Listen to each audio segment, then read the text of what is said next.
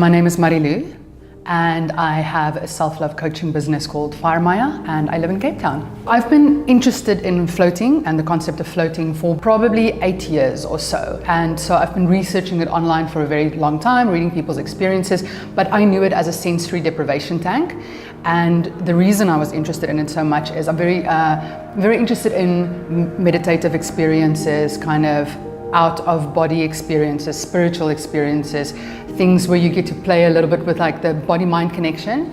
And because I've done a lot of things like that, I've done a lot of things on the spiritual path, floating or sensory deprivation was something that I haven't tried yet, and so that's what my interest was in it. So every floating session is very unique. Sometimes I like going into the tank with an intention, if there's maybe something that I want clarity on, if there's something that I want answers to.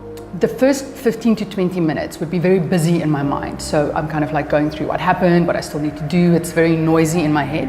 And then there's this moment, and the more I float, the more I can feel this moment where I almost drop into myself and it becomes very, very quiet.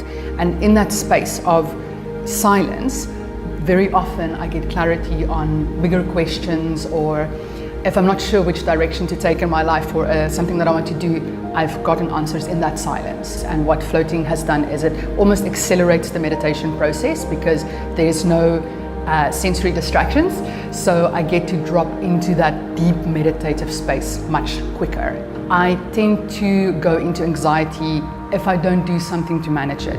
And floating has actually come at such a perfect time of my life because I have more on my plate than I've ever had before. And I've noticed that when I float, I physically am less anxious than I am when I don't float.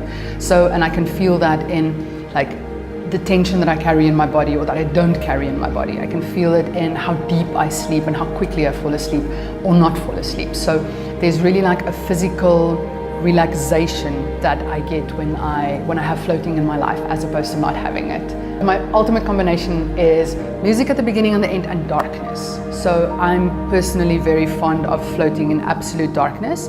I think it is the whole idea of sensory deprivation. There's nothing to see, there's nowhere to go, there's very few sensory distractions. And what that does for me, it always brings me back to my breath because there's nothing else. And I think this almost forced focus on my breath helps me to drop into the meditation quicker. I love floating because it's a very easily accessible way to go to very deep states of meditation. And I think especially in this hyper-connected world that we live in, where we're obsessed about always being on our phones and always being in connection, it is a very safe and comfortable and easily accessible space that you can go and you can be with yourself. You can let your mind relax. You can disconnect to reconnect. And that's why I love floating.